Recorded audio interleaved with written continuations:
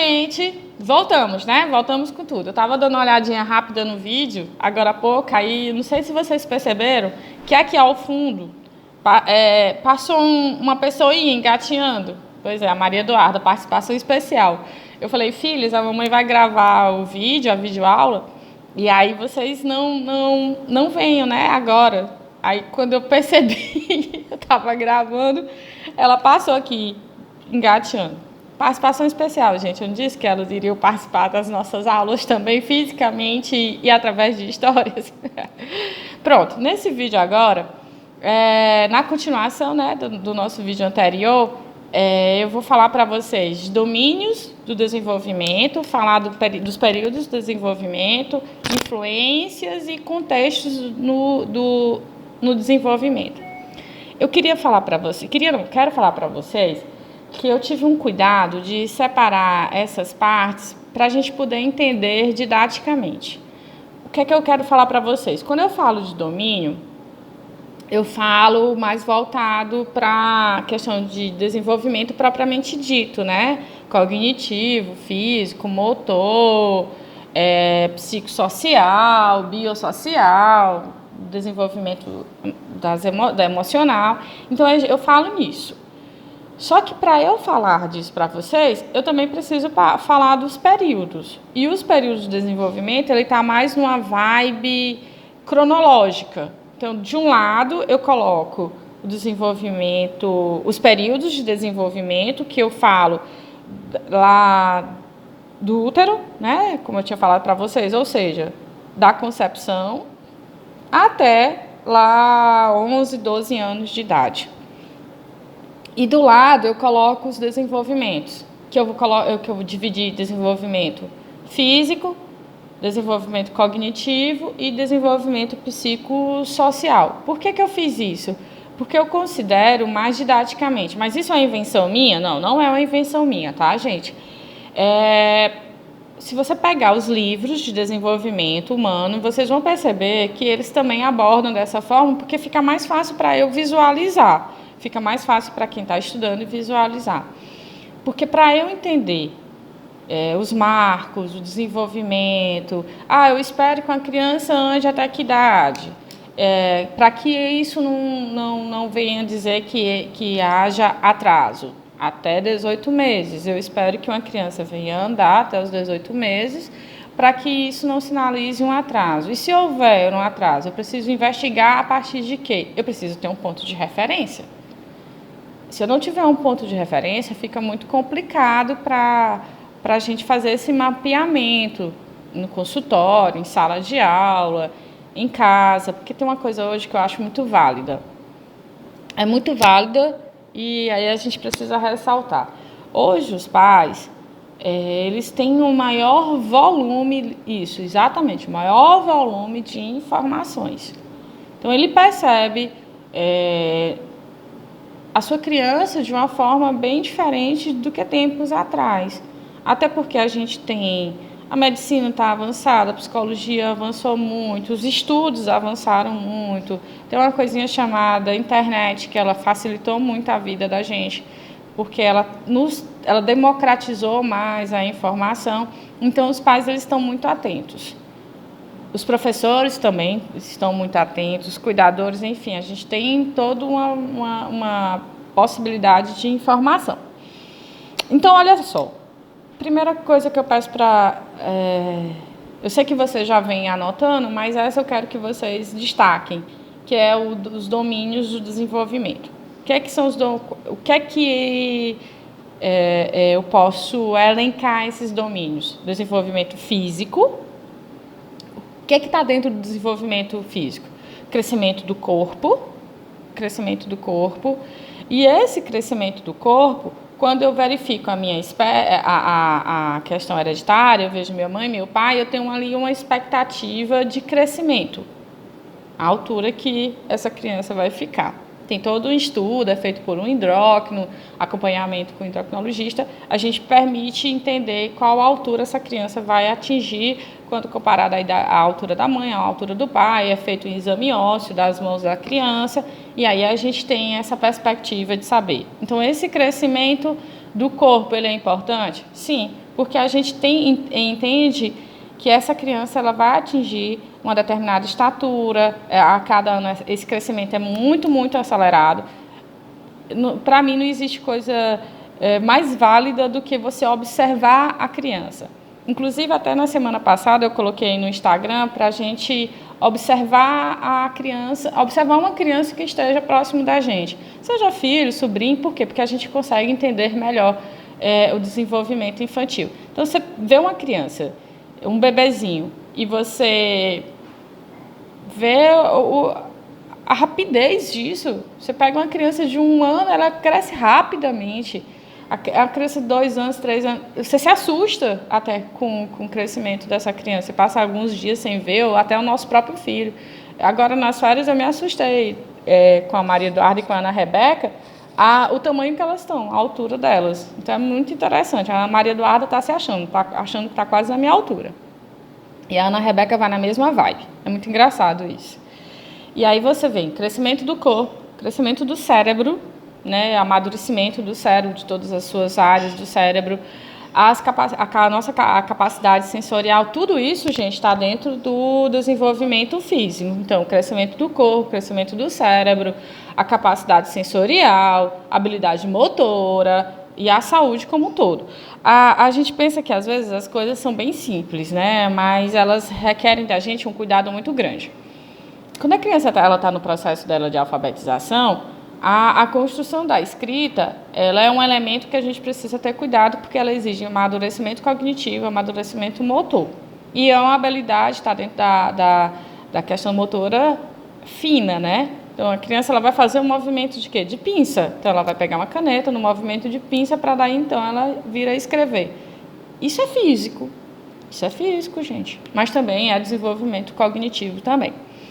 Então, olha só para recapitular e deixar mais fácil, mais prática a nossa compreensão. Então, desenvolvimento físico é o quê? Crescimento do corpo, crescimento do cérebro, capacidade sensorial, porque essa capacidade sensorial está relacionada à percepção do ambiente, habilidade motora e a saúde do sujeito como um todo. Beleza. Desenvolvimento físico a gente conseguiu introdutoriamente dar conta. E aí vem o desenvolvimento cognitivo. O desenvolvimento cognitivo está relacionado à cognição, que está relacionado também à capacidade de aprendizagem. Então, eu tenho o que no desenvolvimento cognitivo? Aprendizagem, atenção, memória, linguagem, pensamento, raciocínio e criatividade. Então, poxa, dentro da estação do desenvolvimento cognitivo, nós temos isso.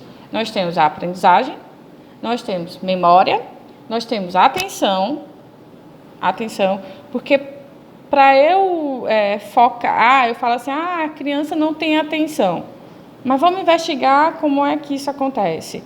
Ela não tem atenção, por quê? Porque o ambiente para ela é um ambiente cheio de estímulo, então ela sai ali olhando, percebendo, mexendo, ou porque tem algum transtorno por trás disso. Então, a gente precisa ter muita cautela nesse processo. Então, voltando aqui, que eu gosto de evidenciar. Então, eu tenho aprendizagem, atenção, memória, linguagem, eu tenho pensamento, raciocínio, eu tenho criatividade, tudo isso dentro do desenvolvimento cognitivo.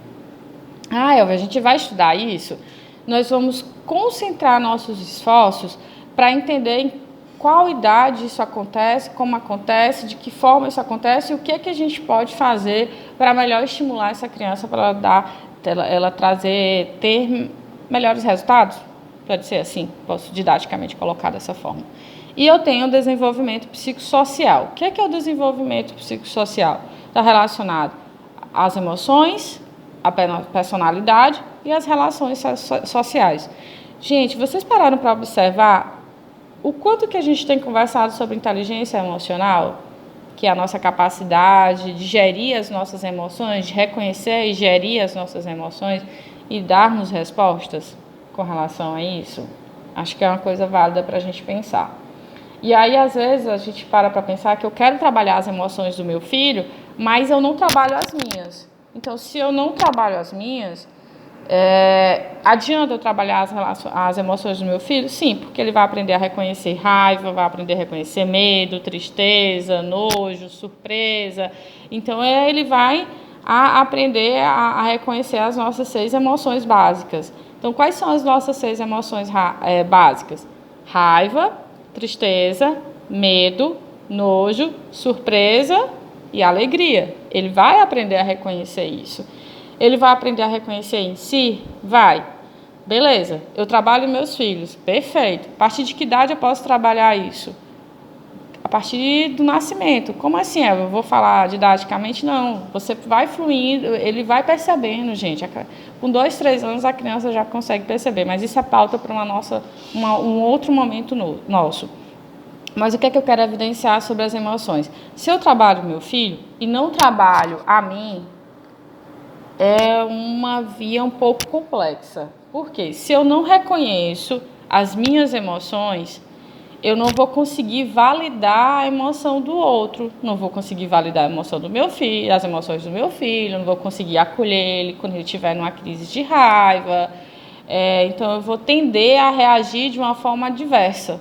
Então, cabe aos pais, num primeiro momento, trabalhar as suas emoções, para daí, então, junto, trabalhar as emoções dos seus filhos. Que é isso a gente chama de inteligência emocional. E tem um outro tipo de inteligência que também tem sido muito requisitada, que é a inteligência relacional, que é a capacidade que eu tenho de me relacionar. Então, isso é muito interessante. A gente se relaciona a todo momento. Eu estou me relacionando com vocês agora virtualmente, mas nós temos as nossas relações no ambiente de trabalho, em casa, na escola, em todos os lugares. Em todos os lugares nós nos relacionamos. Então, a nossa capacidade de gerir isso é muito importante. Então, eu falo de personalidade também, dentro do desenvolvimento psicossocial, falo. Por quê? Porque nós somos sujeitos individuais e dentro da perspectiva da personalidade não existe ninguém igual a ninguém. A minha personalidade é diferente. Eu posso até dizer assim, como característica, eu me considero, como característica da minha personalidade, eu me considero uma pessoa extremamente paciente. Só que a forma como a paciência se manifesta em mim é diferente como se manifesta em outra pessoa. Então, por que isso acontece? Dada a influência do meu ambiente, da formação que meus pais me deram, os contatos que eu tive. Então, tudo isso aí é algo que a gente precisa pensar. E dentro do desenvolvimento psicossocial, eu também tenho as relações sociais, que está dentro da família, a família nuclear, a família extensa, que eu vou já falar um pouquinho mais sobre isso. Tem a minha vizinhança, a minha comunidade, a escola. Então, eu me relaciono o tempo todo. Eu acho que vocês estão vendo uma pessoinha aqui atrás, não é? Dá oi, Ana Rebeca. E um sorrisinho também, né, gente? Mas, enfim. Ei, filha. Essa é a Ana Rebeca, gente. Deixa a mamãe continuar, tá bom? Beijo. Dá tchau, gente.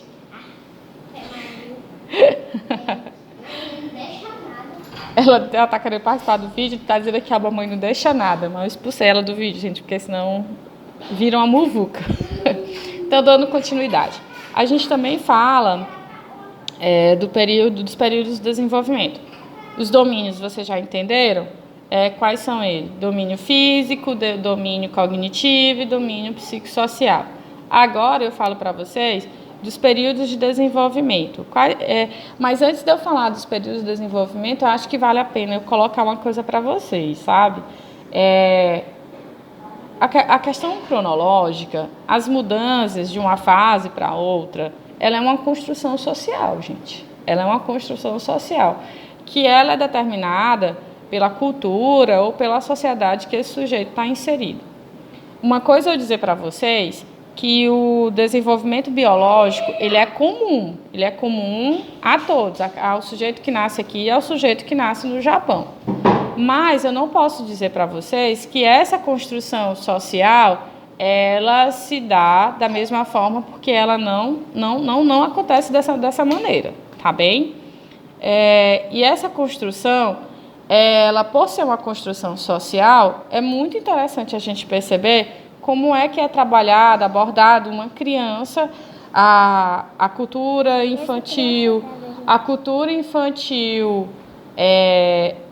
como é percebido uma criança aqui no Brasil, como é que é percebido uma criança nos Estados Unidos, como é que é percebido uma criança no Japão, enfim, isso a gente precisa pensar com muito cuidado.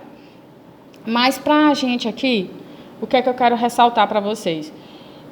Nós vamos estudar o período pré-natal, que é da concepção ao nascimento, a primeira infância, e aí vocês podem anotar para vocês entenderem que a primeira infância é do nascimento aos 3 anos de idade, a segunda infância é dos 3 anos de idade aos 6 anos de idade, a terceira infância ela é de 6 anos até 11, 12 anos de idade, e a adolescência, que ela se dá ali de 11, 12 anos a 20 anos em diante, que aí é uma coisa que a gente vai conversar lá na estação da adolescência. Mas para a gente, o que é que importa agora? Período pré-natal, primeira infância, segunda infância, terceira infância. Isso é que importa, que a gente dá conta que da concepção até o final da infância. É importante a gente saber disso? Sim, porque aí eu vou conseguir compreender exatamente os domínios como esses domínios acontecem. Filha, sobe. Desculpa, gente, a pausinha aí, sabe? É porque elas estão empolgadas com essa história de vídeo. Então, além disso, o que é que eu preciso compreender? Como se dá o desenvolvimento nessas diversas situações aqui, no período específico. Só vale ressaltar que é uma construção social. Mas é óbvio, tem alguma coisa que influencia esse desenvolvimento? Eu garanto a vocês que só tem. E para efeitos didáticos também, nós temos 3 coisas para conversar, que são as influências do desenvolvimento: hereditariedade, ambiente e maturação. Hereditariedade como? Nós herdamos as características da nossa própria espécie, Homo sapiens sapiens. Isso é uma coisa válida, bípede, falamos, enfim. E nós herdamos características do nosso núcleo familiar, mãe e pai. Biologicamente falando, introdutoriamente falando também, eu falo isso para vocês. O que é isso? Eu herdo toda a minha pele, eu herdo a cor do meu cabelo, o meu tom do meu olho, a altura, como eu falei para vocês logo mais antes, no primeiro vídeo. Então, a gente tem essa questão da hereditariedade mais imediata e temos a questão da hereditariedade da nossa própria espécie. O ambiente também é algo que influencia no desenvolvimento. Esse ambiente é um ambiente que estimula, é um ambiente que ele propicia o crescimento dessa criança, desenvolvimento. Quando eu falar crescimento, gente, eu não quero dizer necessariamente só em questão... Desculpa, não quero dizer só necessariamente em questão de altura. Eu falo ambiente como um todo. Tem a ver com aspecto nutricional, tem a ver com moradia, tem a ver com estudo, tem a ver com tudo isso. E a maturação. Essa é de cunho biológico. A maturação ela é de cunho mais biológico, sabe, gente? A maturação dos sistemas, a maturação do cérebro. Então, isso é mais de cunho biológico. Além disso, eu gostaria de ressaltar que nós temos os contextos de desenvolvimento.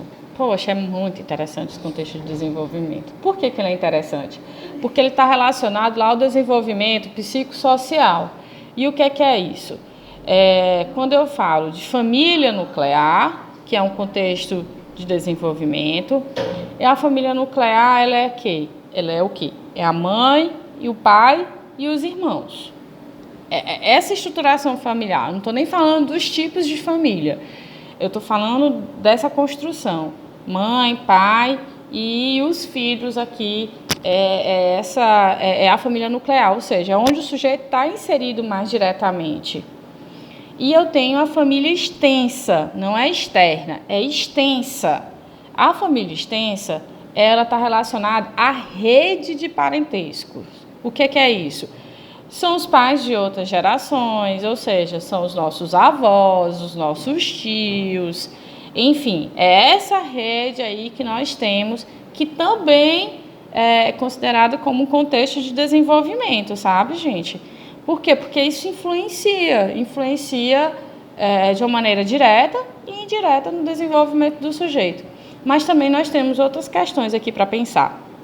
A vizinhança, comunidade, a escola, igreja, sociedade, tudo isso aqui que eu costumo brincar, junto e batido no liquidificador, influencia, é um contexto do desenvolvimento. Então, vale a gente pensar com carinho que não é só um processo maturacional, é a junção de todos esses processos, tá? Que influencia diretamente no crescimento do sujeito, no desenvolvimento do sujeito, que influencia diretamente no desenvolvimento da infância.